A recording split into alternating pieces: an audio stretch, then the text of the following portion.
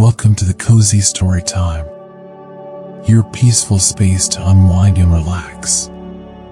Before we start, make sure to subscribe and like the video for more cozy stories every night. So, where are you watching it from? And what are you doing right now? I hope you enjoyed this story. Tonight, we're taking a gentle journey into the heart of Middle-earth, where twilight clings to the hills and the Brandywine flows like a silver ribbon through the land.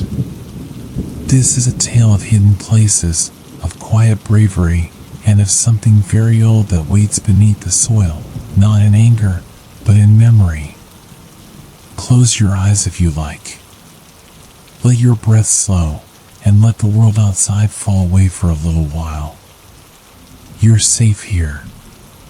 This is Mary's Forgotten Tunnel, a soft, winding tale set in the hills of Buckland, where roots remember and old songs echo beneath the stone. Let's begin. In the hills of Buckland, casting dappled shadows across the ivy-covered stone walls of Brandy Hall. The river Brandywine flowed lazily nearby, catching glimmers of gold in the afternoon light. Birds chirped in the trees, bees danced among the blossoms, and the air was sweet with the scent of late summer. It was a day that seemed made for nothing in particular, a perfect day, in fact, for wandering. Maria Brandybuck, known to most as Mary, was not one to waste a quiet day. Though adventures had once taken him far from the Shire, across mountains, into ancient forests, through war and shadow, he had long since returned home. Life was slower now, full of gentle rhythms and the comforting predictability of hobbit routine. Still, the thirst for discovery had never quite left him, and on days like this, he found himself drawn to explore the corners of Brandy Hall he had once roamed as a curious child. Brandy Hall, after all, was no ordinary dwelling. It was a sprawling, many-winged smile carved deep into the hills of Buckland, a labyrinth of halls and parlors, pantries and pipe rooms, some so old that no one remembered their original use. Generations of Brandybucks had added rooms, passages, and alcoves until the place had grown into a veritable maze. Children loved to play hide-and-seek within its depths, and there were always stories whispered about secret doors and ghostly footsteps in the night. Mary had spent many a childhood hour poking into dusty corners and forgotten cupboards. Yet even he knew that Brandy Hall still held secrets.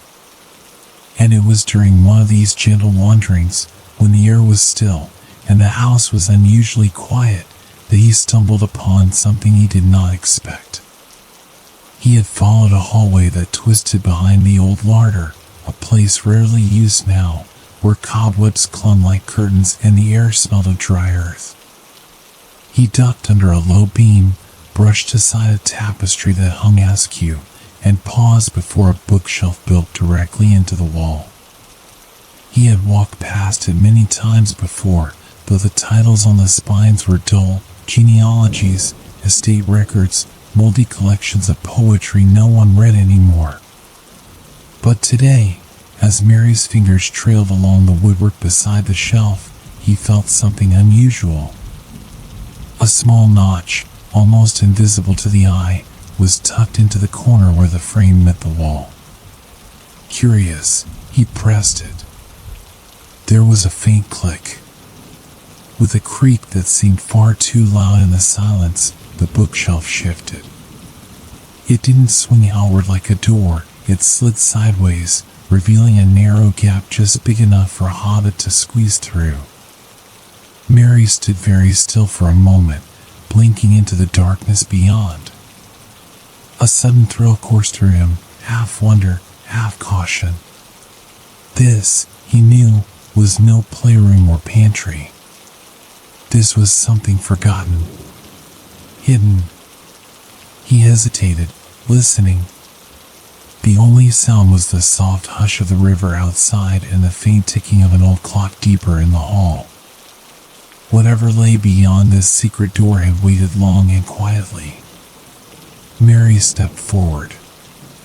The passage within was cramped and low-ceilinged, made of stone that felt older than the rest of the hall.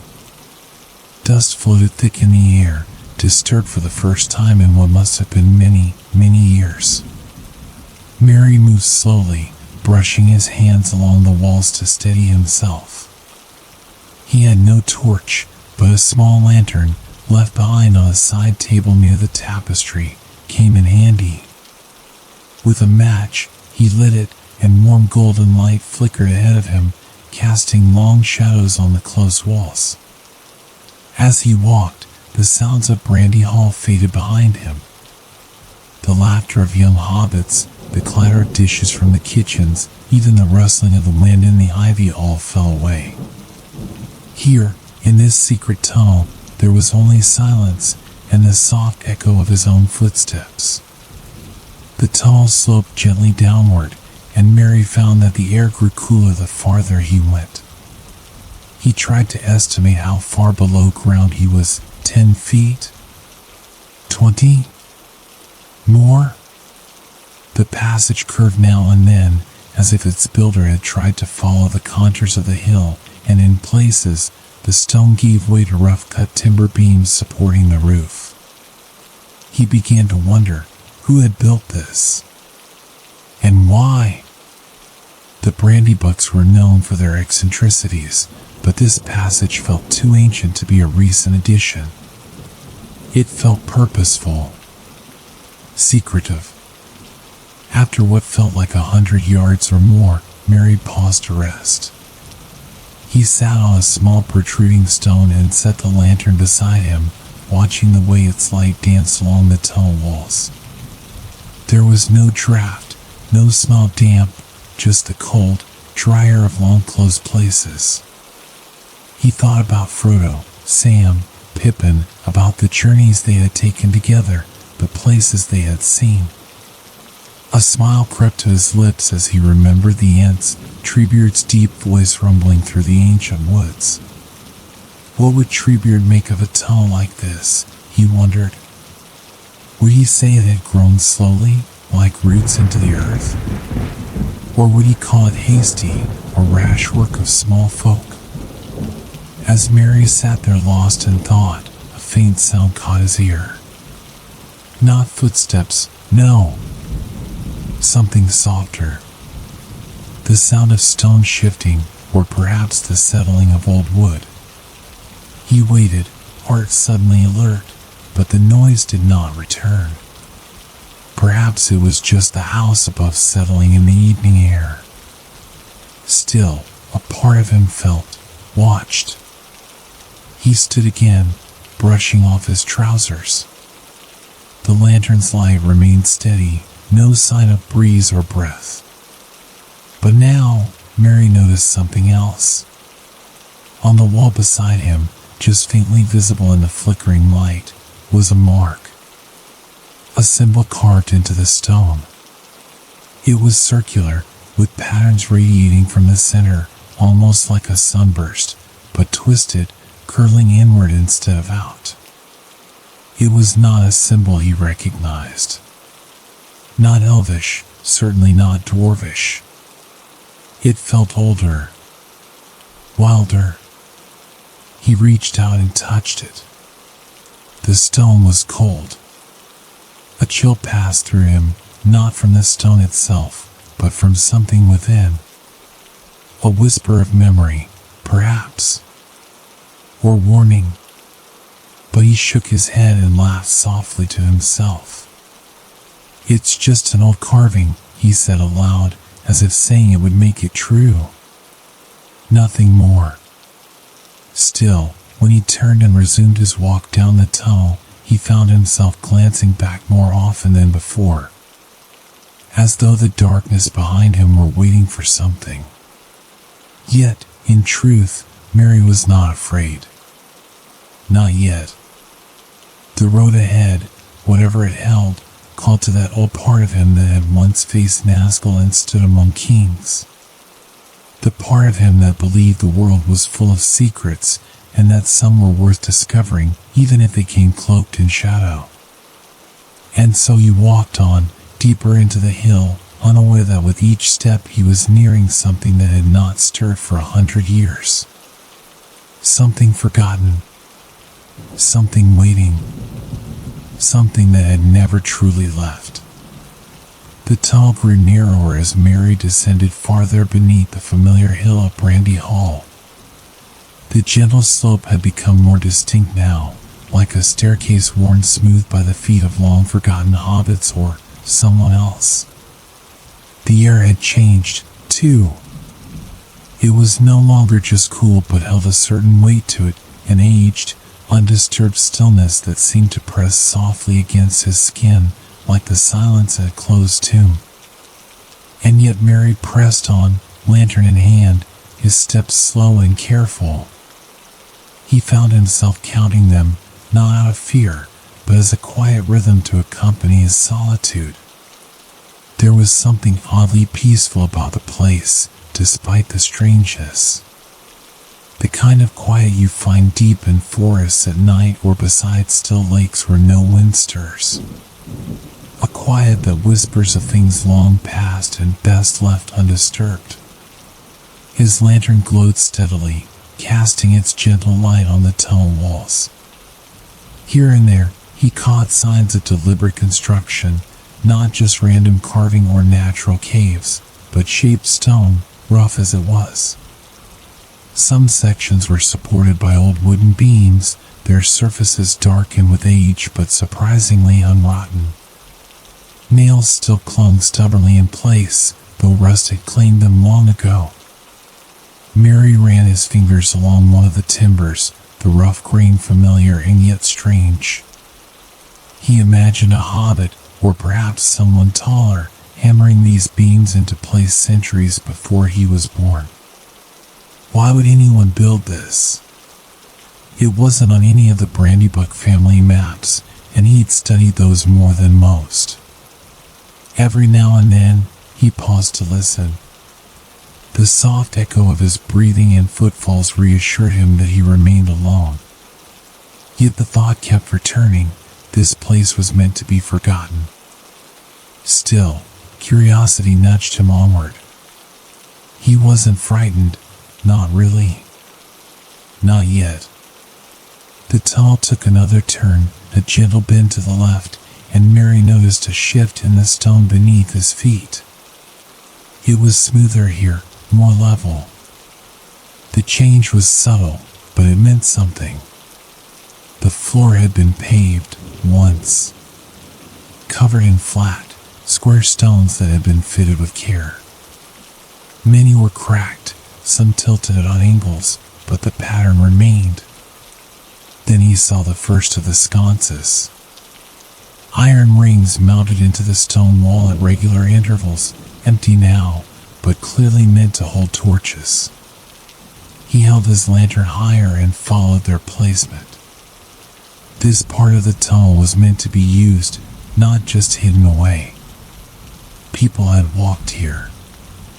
Not just once, but many times, long ago.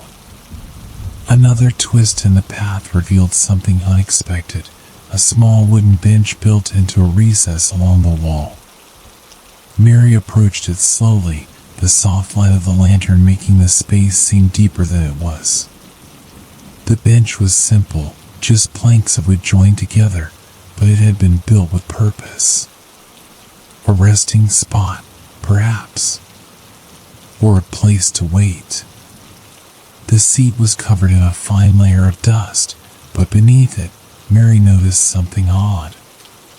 Scratched into the wood, barely visible beneath the grime, was a word. He leaned closer and brushed the dust away with the sleeve of his coat. Sither. It was not a name he recognized. Not Hobbitish, nor from any of the tongues spoken in the Shire. It looked old. Ancient, even. Mary whispered it aloud to himself, and the word felt strange on his tongue, like the soft drop of a stone into deep water. He sat for a moment on the edge of the bench, thinking. The quiet of the tunnel pressed in around him like a blanket.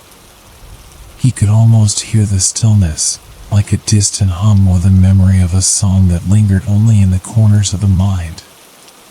The kind of silence that made the ears strain for sound, even if none would come. Suddenly, he became aware of the smell. It wasn't unpleasant, just different. Faint, like dried herbs or ancient paper. A scent one might find in a wizard's study or among the old, untouched stacks in the archives of Minas Tirith. It hadn't been there before, Mary was certain. He stood again, holding his lantern a little higher. The tunnel sloped downward once more, and the air moved, just slightly. A breeze, cool and dry, brushed his face. That surprised him. He had assumed this passage had no ventilation, no openings. But a breeze meant space ahead. Perhaps a chamber, or a door left ajar. He walked on. The further he went, the more he felt something old awaken in him, not fear, exactly, but a sense of stepping into a story older than his own. The same feeling he had when standing before the gates of Minas Tirith for the first time, or when looking into the eyes of an elf who had seen the stars before the sun ever rose. This tunnel held memory, even if no one remained to speak it. Another 100 steps, and the air changed again. The ceiling grew higher, and the tunnel opened slightly into what felt like an antechamber. The lantern light flickered against the walls, revealing carvings, crude, simple symbols etched in patterns that looped and spiraled. They weren't decorative. They felt instructional or protective. The carvings reminded him of the one he'd seen before, farther up the tunnel, with its strange curling sunburst shape. Now he saw more of them, repeating in rhythm across the walls. Each time they seemed slightly altered, as if whoever had made them was searching for the right shape, the correct combination. He touched one, fingers brushing the groove in the stone. The cold was sharper here, deeper. It settled in the joints and behind the eyes. Mary stepped back. Then came the sound. It wasn't loud, just a soft shifting, like someone moving far down a hallway. It echoed faintly through the stone, reverberating like a whisper caught in a shell. Mary froze. His heart did not race. Not yet. But his breath caught for a moment. He waited, listening. Nothing followed. It might have been old stone settling, or the sound of earth moving above. Brandy Hall was built into the hillside, after all. Perhaps an old root shifting in the dark. But that didn't explain the breeze, or the smell, or the symbols. Mary looked down the passage ahead. It was darker there, the lantern's glow barely touching its edges. But the way forward was clear. And something about the tunnel, despite the unease, despite the chill, continued to beckon. He adjusted his coat and took a long, slow breath. The hobbit in him longed for the warmth of a fire, a mug of tea, and the laughter of kin. But there was another part of him, honed in shadow and sharpened in strange lands, that would not let the mystery go unanswered. He stepped forward, his lantern steady in hand, eyes scanning every line and shadow. Whatever lay at the end of the hidden passage, it had waited patiently. And Mary Brandybuck was determined to find it. The corridor widened gradually, stone walls giving way to something else, something more natural. As Mary moved deeper, he noticed that the cut of the stone became less precise. The flat paving stones underfoot gave way to packed earth, and the smooth tunnel walls grew uneven, marbled with age-darkened roots that reached down like gnarled fingers from the ceiling above. It was as though the tunnel itself had passed out of the hands of its builders and into the realm of nature. Mary stopped to inspect one of the roots. It was thick and dry, brittle to the touch, yet stubbornly clinging to the ceiling, its shape twisted like something in the act of curling or recoiling. He ran a hand across the wall. Dampness slit the stones here, just a thin sheen, but enough to make them shine under the warm light of his lantern. A chill crept through the soles of his feet and coiled in his belly. Not the kind of chill that comes from cold air alone, but the kind that seeps from silence too deep and too long kept. He moved forward slowly, not out of fear, but out of reverence. It felt wrong to rush here, as if one might wake something simply by stepping too quickly. The tunnel ahead seemed to descend no further, but rather flatten out into a kind of chamber, though its entrance was still shrouded in gloom. A few steps more, and then he saw it, a doorway, tall and arched, its stonework different from the rest of the passage. It had a shape that made Mary pause, wider at the base, narrowing to a gentle point above, as though two trees had leaned together and grown into an arch. More of the spiral symbols were carved into its edges, but now they were joined by others, older, more elaborate, some etched so deeply into the rock that they seemed like wounds. Mary held up his lantern and stepped through. The room beyond was vast. Vaster than he expected. It wasn't a single hall, but a round chamber carved into the very belly of the hill. The ceiling rose into a soft dome, the shape supported by rib-like beams of dark wood so old it was nearly black. More roots wove through the beams like veins, creeping downward toward the floor. The walls were covered in carvings. Not just symbols now, but scenes, long, winding friezes that told stories. Mary stepped closer, drawn to them by something deep in his bones. He had seen tapestries in Rivendell, frescoes in Gondor, carvings on the standing stones of Rohan, but these were different. Less refined, perhaps, but no less deliberate. No less powerful. He traced a section of the wall. The carving showed hobbit-like figures, though longer of limb and darker in expression, kneeling before a tall, cloaked shape that loomed over them like a tree in winter. Above them was a sun, or perhaps a star, surrounded by the same spiral symbol he had seen etched into the tunnel walls. Another section showed roots spreading beneath a house, perhaps Brandy Hall itself, while something small and pale nestled deep beneath them, encased in a circle of stone. Eyes closed. Asleep. He stepped back. The carvings circled the entire chamber, telling a story in fragments. Each piece linked to the next, spiraling inward toward the center of the room, where the floor sloped gently down into a hollow. There, at the bottom of the bowl-like depression, lay a stone platform. It was round, low to the ground, and edged with more of the spiral carvings.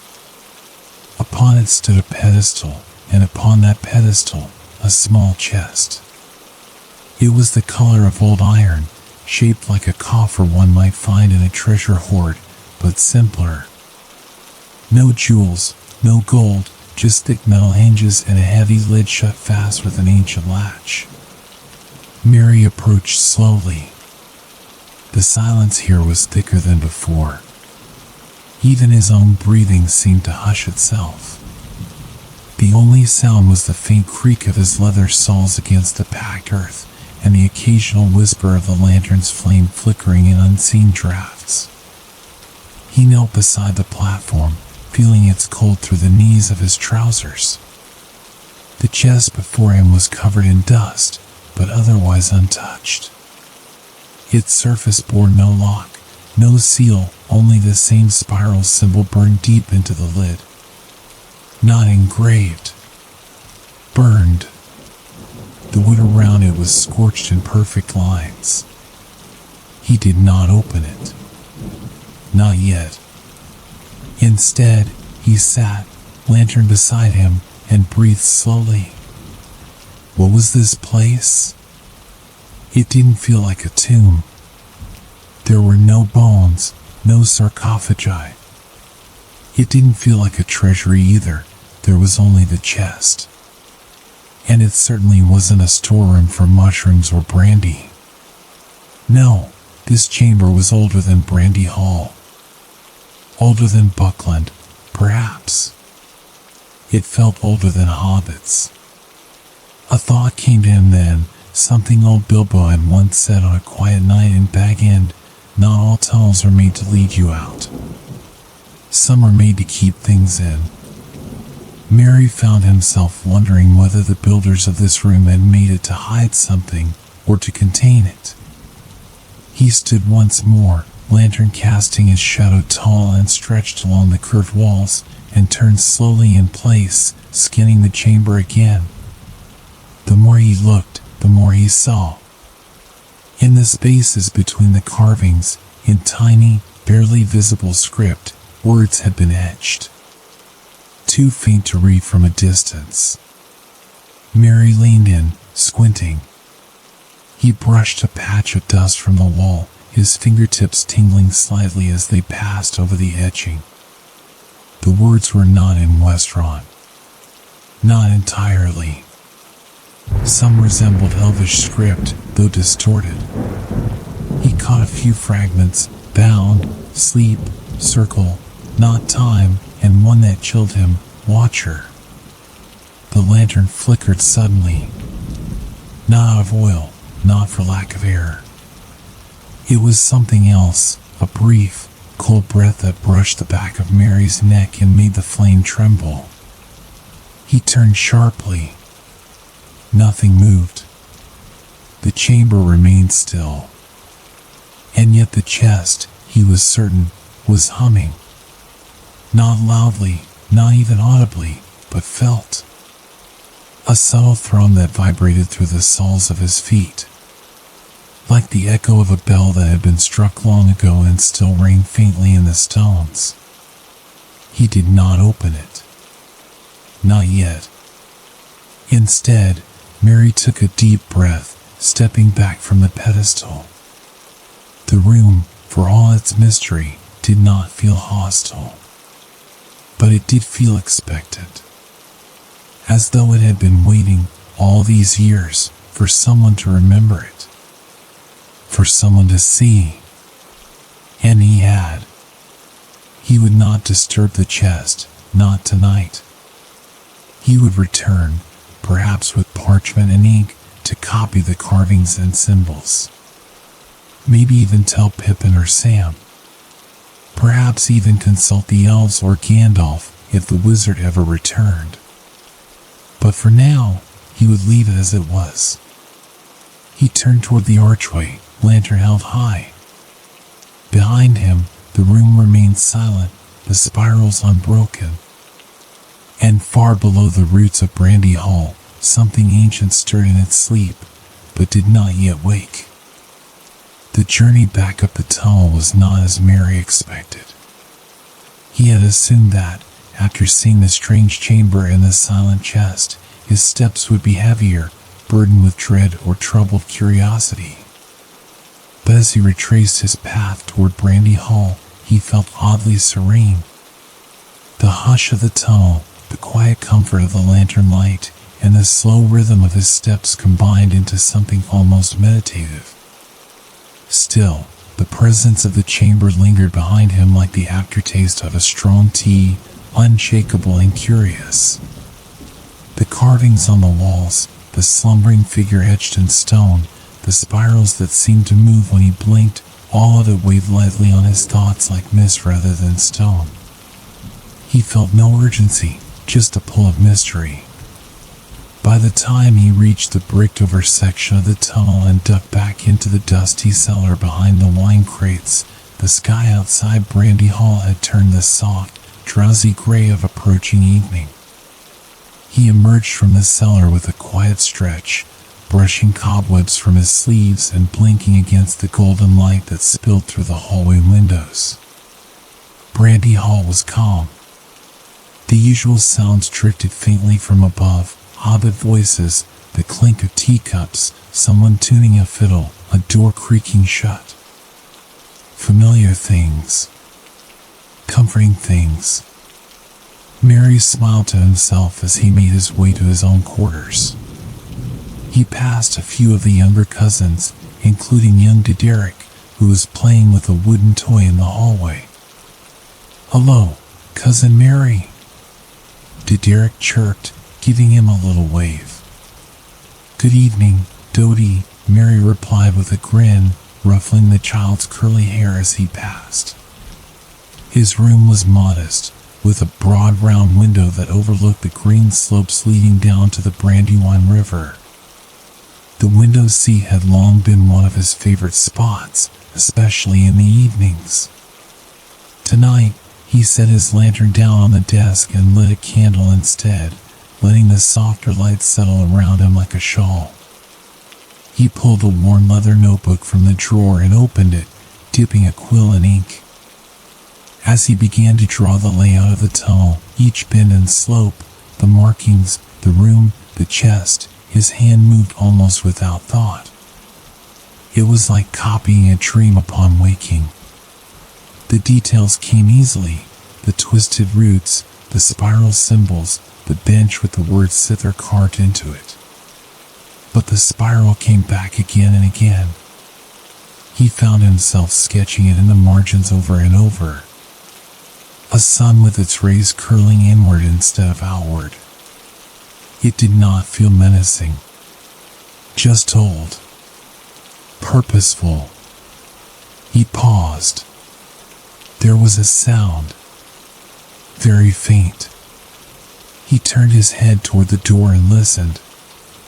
Nothing came again for a moment, and then, yes, there it was. A whisper. Or more precisely, the sound of something brushing against stone. A soft drag, like cloth sliding across a floor far beneath one's feet. Mary stood slowly, the quill still in his fingers, and stepped quietly to the doorway. The corridor outside was empty. A candle burned in a sconce near the bend in the hall, flickering as if a breeze had passed, though all the windows were closed and the air was still. He stepped into the corridor and waited. There was no sound now, but something hung in the air, a presence, or the echo of one. A feeling not quite eerie, but alert. He closed the door again and returned to his seat, picking up the sketching where he'd left off. But the edge of relaxation had dulled. A tremor had entered his thoughts, like the ripple of wind across a pond's glassy surface. The whisper had been real. He was certain of it. Later that night, as the candles burned low and the fire crackled softly in his hearth, Mary lay on his bed, arms crossed behind his head, eyes wide open in the dimness. Outside, crickets chirped and the wind rustled the tall grasses on the hill. It was a night like any other in Buckland, peaceful, soft, alive with natural murmurs. And yet, beneath the earth, under the roots of the Brandybuck's ancestral home, something had stirred. Mary did not believe it was evil, exactly. But it had not been meant to be found lightly. He remembered again the carvings, the figures kneeling, the cloaked watcher, the figure sleeping beneath the stone, and the word watcher etched in that strange old script. He turned over in bed, sighing quietly to himself.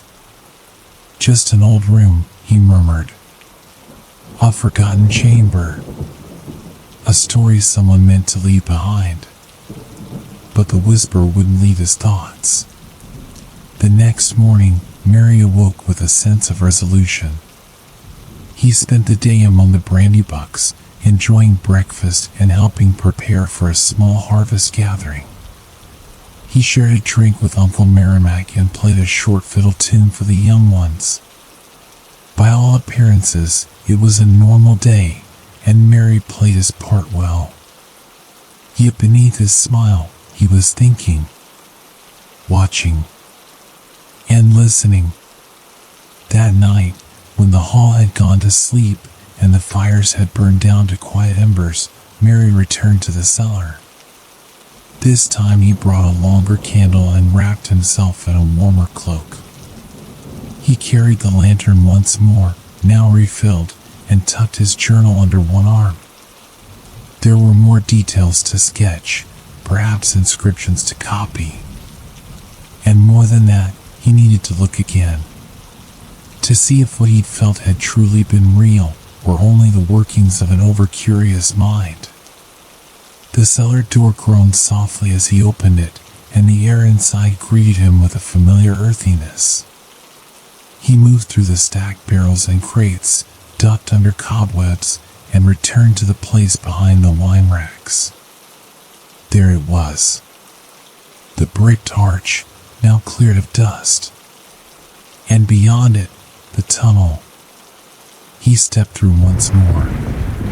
This time, he noticed a few new things. The scent in the tunnel had changed slightly, more like old wood smoke, faint but unmistakable.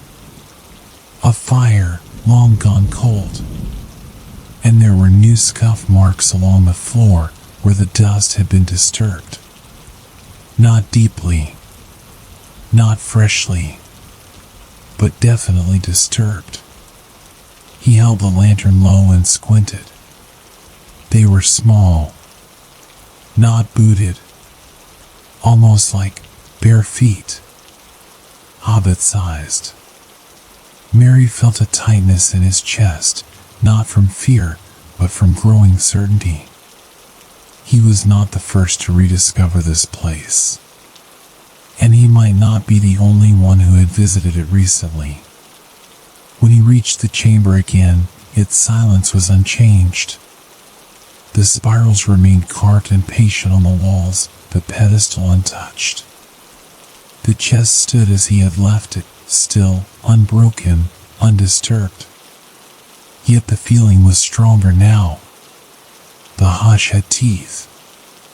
He circled the chamber once more, eyes sharper this time, and noticed something new, a small mark in the dust near the pedestal.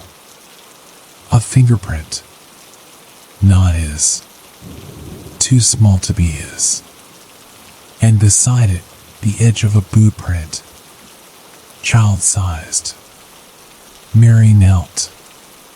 The mark led toward the wall, toward the carvings, specifically to the depiction of the sleeping figure encased beneath the roots. There, beneath that carving, Mary saw something else etched into the stone that he'd missed before. It was a date. Or rather, part of one. The numbers had faded, but he could make out a few, 74 of the third age. Near the time of the founding of Brandy Hall. That made no sense. Hobbits did not carve chambers beneath the earth to house sleeping watchers. Mary stared at the mark for a long moment. Then he stood, the lantern casting its glow high on the walls. The spiral beckoned. Something had stirred. And someone else had been here. The next few days in Brandy Hall passed in an odd state of stillness for Mary Brandybuck. To any observer, he appeared much the same as ever, cheerful, attentive, and engaged in the daily rhythm of Hobbit life. He joined the others for tea, tended the hall's records as he often did, and even told a humorous story at supper one evening that had the youngsters in stitches. But beneath it all, his thoughts moved in slow, winding circles, always returning to the chamber beneath the hall. The ancient spiral, the warm chest, the dusty footprints, especially those, were no longer just curiosities. They were signs. Signs that something had begun. What unsettled him most was not that the place existed, nor that someone had entered it, but the sense that whatever had been left there had not been meant to remain forever hidden. No, it had been sealed away for a time. A long time, perhaps, but not forever.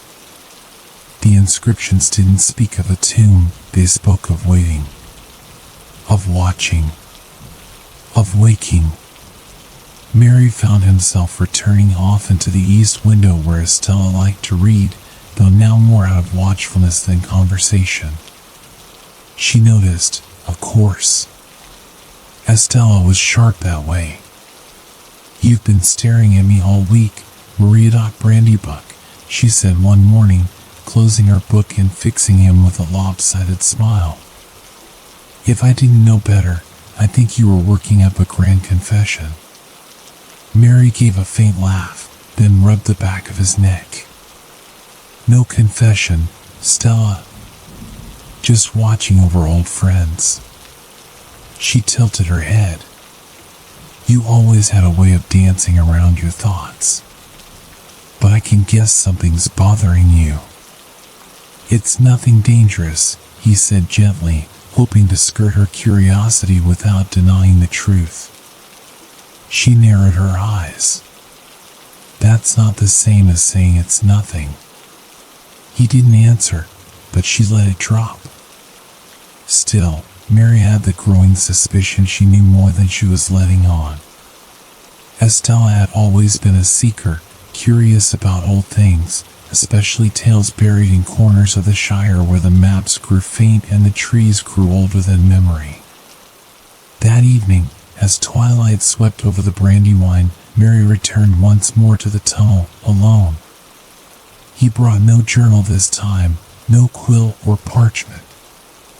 Only a small pack, a thick wool cloak, and a single candle.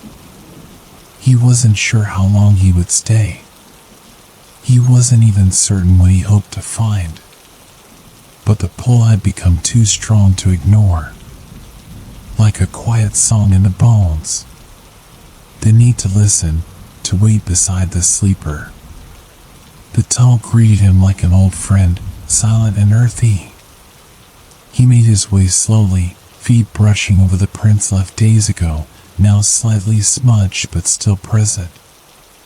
The air was cooler than before, tinged now with the scent of moss and dry stone. As he reached the chamber, his candlelight flickered against the stone, and he paused at the threshold. The chest was open. Mary stood frozen. Not wide open, just a crack. Enough to reveal that the seal had been broken. Enough to show that whatever warmth had rested inside it was gone. He stepped closer, slowly, cautiously. His breath slowed. Inside, there was a hollow, lined with soft fabric, ancient and discolored with time. But no object lay within. No scroll or talisman. No bones or books. Only dust. Yet the spiral on the lid, faint and carved in shallow relief, still gleamed slightly when the candlelight passed over it. Mary leaned down to look closer. The pattern seemed to shimmer faintly, as if it had been disturbed recently. Or perhaps just woken. He placed his hand gently on the edge of the chest. And then he felt it. Not a sound. Not a voice. A breath.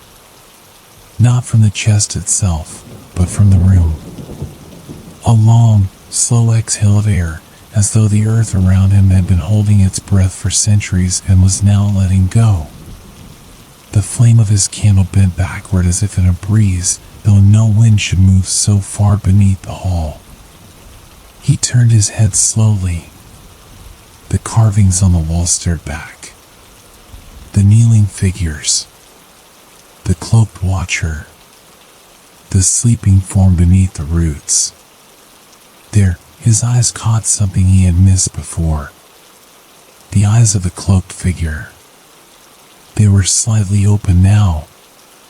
Not drawn open in the carving, but physically open, the stone chipped away in a way that hadn't been there on his last visit.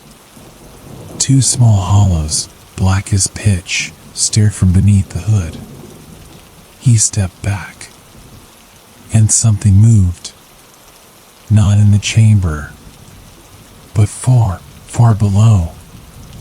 A sound, muffled like the shifting of stone under pressure, rolled upward through the roots and the earth. The sense of movement passed through his feet, through the soles of his boots, and into his chest. Then, nothing. Only stillness. Mary sat down on the carved bench, his candle now trembling in his hand. He stared at the chest for a long while. Not in fear. Not even in awe. But in sorrow. He couldn't explain it. There was a sadness here, not one of danger or doom, but of waiting. A longing that had steeped into the very stone. He imagined the being that had once slept beneath the roots, watched over by hobbits long forgotten, sealed away with hope or fear or some promise unkept. And now it was waking. He whispered aloud to the dark, "Who are you?" The silence answered with a feeling, not words, but something close. Not menace, not malice, but old power. Faded, remembering itself. He stayed a while longer, listening, feeling the weight of the air. Then he rose and made his way back through the tunnel. When he emerged, the stars were hidden behind thin clouds, and a cool mist had settled over Buckland. As he entered Brandy Hall again, he passed Estella in the corridor. She stopped him with a hand on his arm. Her expression was soft, unreadable. "You felt it too, didn't you?" she asked. Mary looked into her eyes. "You've been there." Estella nodded once, solemn. "I found it days before you did. I didn't go far the first time. But then I opened the chest." "Why?" he asked, not accusingly, just quietly. "I don't know," she said. "I dreamt of it before I saw it. I thought it was just the kind of thing one finds in old houses. A hidden place. A family secret. But it's more than that, isn't it?" "Yes," he said. "It's waking up." They stood in silence for a moment, two hobbits in a long hallway filled with ancestral memories. "I don't think it means to hurt us," Estella said at last. "Whatever it is, it's not angry." "No," Mary agreed. "But it remembers." And as they stood there, Mary realized something else. The chamber had not been meant to hide something from the world. It had been meant to protect the world from forgetting it. And now, after so long, the world was beginning to remember. The days that followed the chest's opening passed in a quiet haze, as if time itself were holding its breath.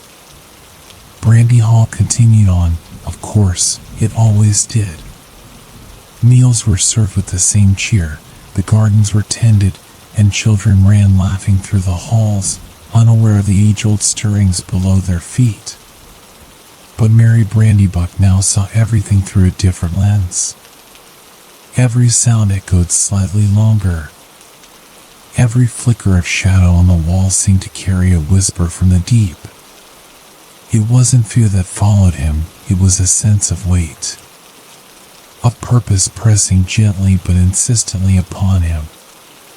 The dreams came more frequently now. Not nightmares, never quite that, but dreams full of symbols, images that lingered in the mind long after waking. Roots coiling through stone. The spiral, always the spiral, turning ever inward. And a voice, not words exactly, but the hum of memory in a forgotten tongue, like a lullaby half remembered from childhood. He began sleeping in the east wing, closer to the tunnel, though he didn't admit as much to the others. He claimed it was quieter there, but it also allowed him to listen in the still hours of night, when Brandy Hall slept and the roots beneath shifted gently in the silence. One afternoon, Estella joined him on the south terrace where the ivy grew thick along the walls. She held 2 cups of honey tea, handing one to him without a word. They sat together, watching the brandywine glitter in the distance, the surface dappled with sunlight. "I think it's remembering us," Estella said finally, voice soft. Mary glanced sideways. "You feel it too?" She nodded. "Not always clearly. But it's like hearing a song you haven't heard since you were a child.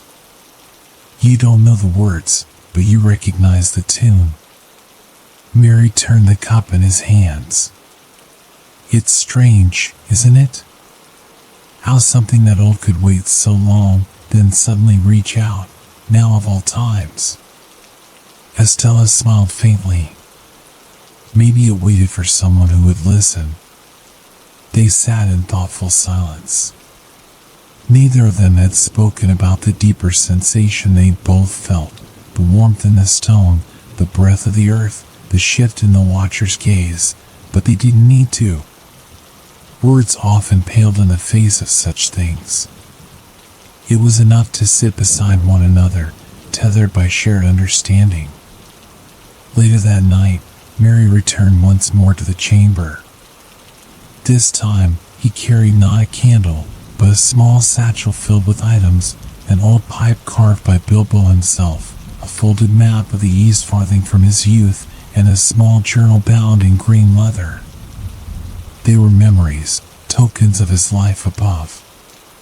He didn't know why he brought them, only that it felt right. He sat in the chamber for hours. The air was thick with the scent of time, old dust, faintly sweet with moss and stone.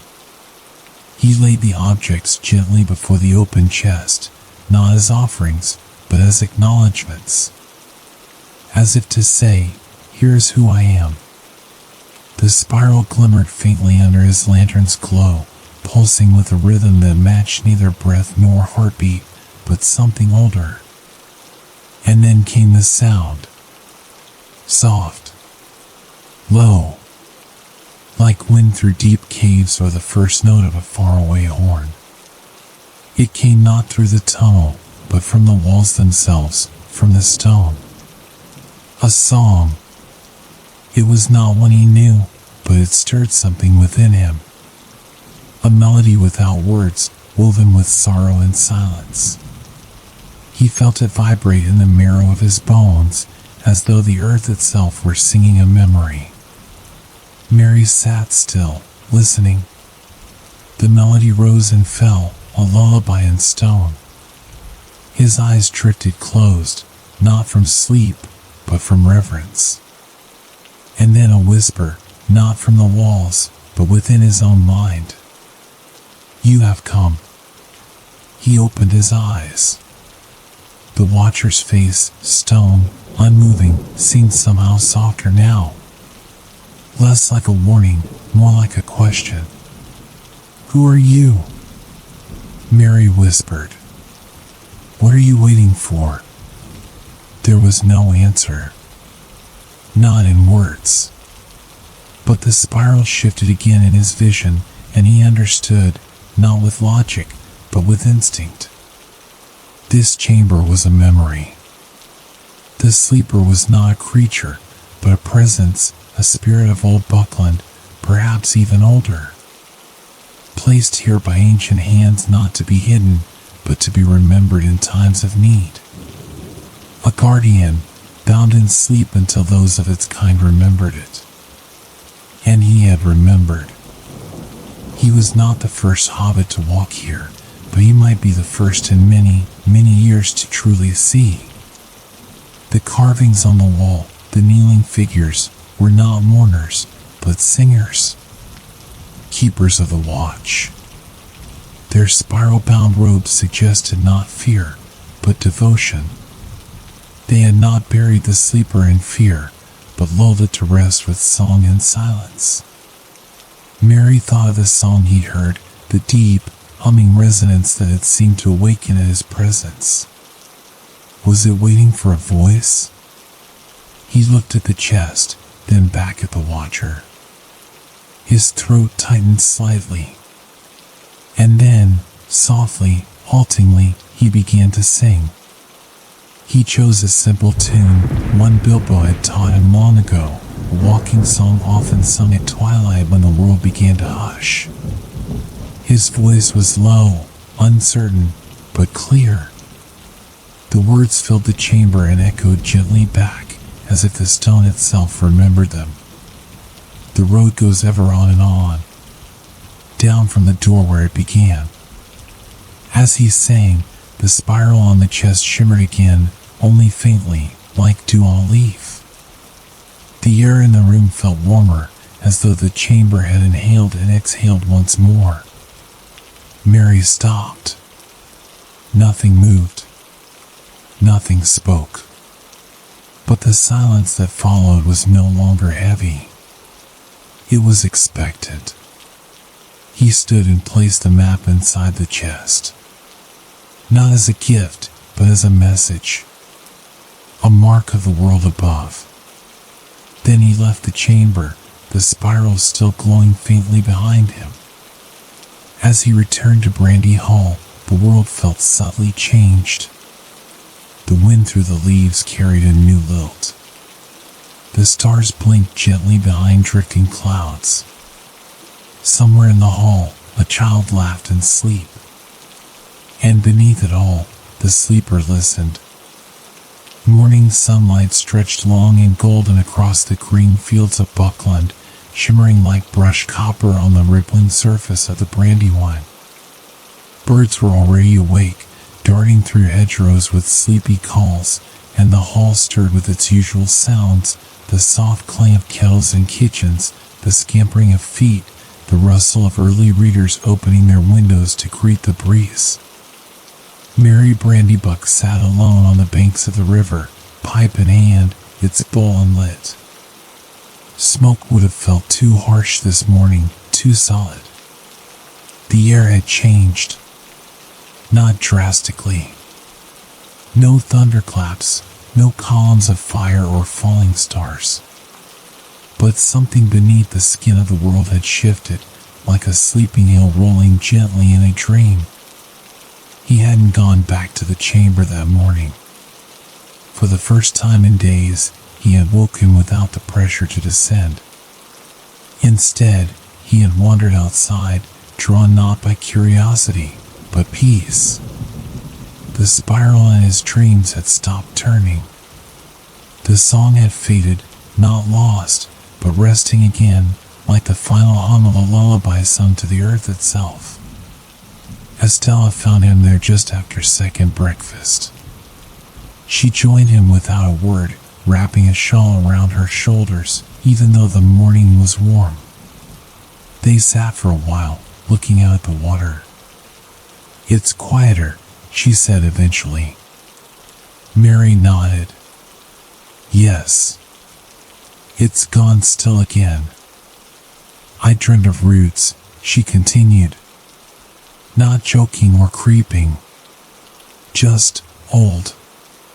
Twisting through time, holding things together. There were faces in the knots.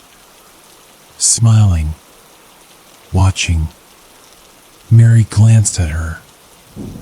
"I think it's gone back to sleep." "No," Estella said, shaking her head slowly.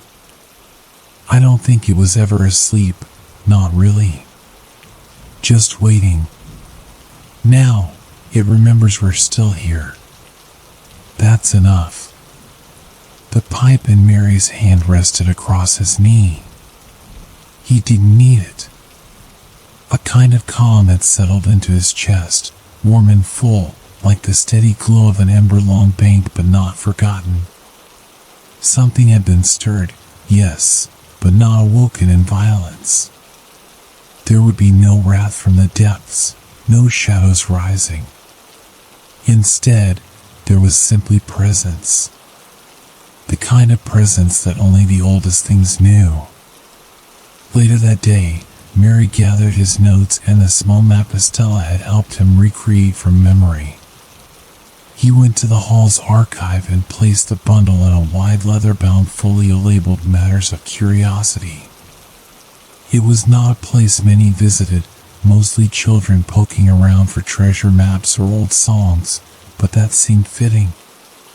He left a small note on top. The chamber is not to be disturbed lightly. It is not a tomb, nor a prison, nor a treasure vault.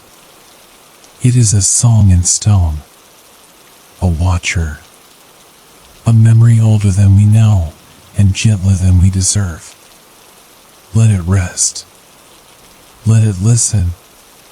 Signed simply, MB. That evening, the hall hosted a gathering for no particular reason, as hobbits often do. There were pies, and music, and dancing under strings of lanterns looped through the orchard. Children ran with buttered scones in their hands, and old hobbits chuckled into their mugs. No one mentioned watchers, or chambers, or the deep breath of the earth, but Mary could feel it in the songs they sang. In the way the fiddler paused between notes, head tilted just so. In the cadence of Estella's laughter as she twirled with her cousin under the lanterns. Something had been remembered. He took a slow walk that night, long after the lanterns were dimmed and the fireflies took over. The moon on low and golden, a great coin resting on the rim of the world. As he neared the entrance to the tunnel, now hidden again by dust and old ivy, he paused. No need to go in. The spiral was quiet.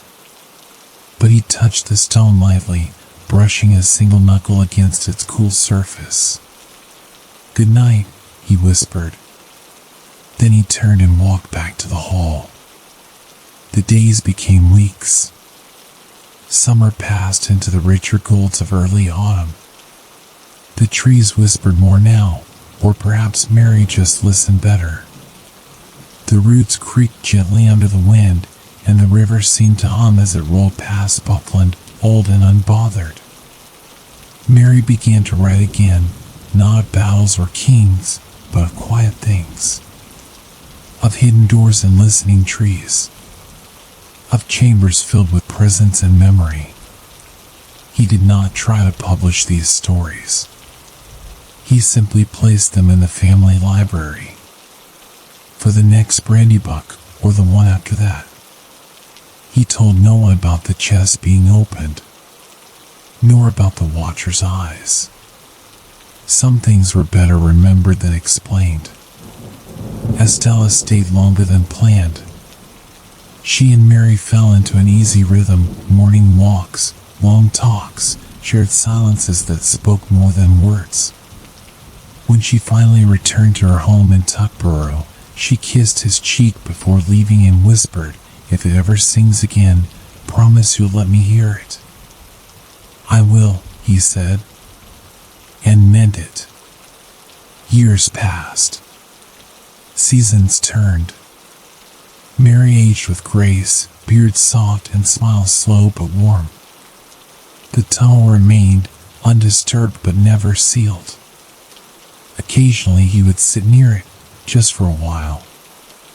Sometimes Estella would join him, and they'd bring a bottle of elderflower wine and a loaf of seed cake, watching the stars through the treetops. Once, near the end of his days, Mary returned to the chamber. The chest still sat in the center.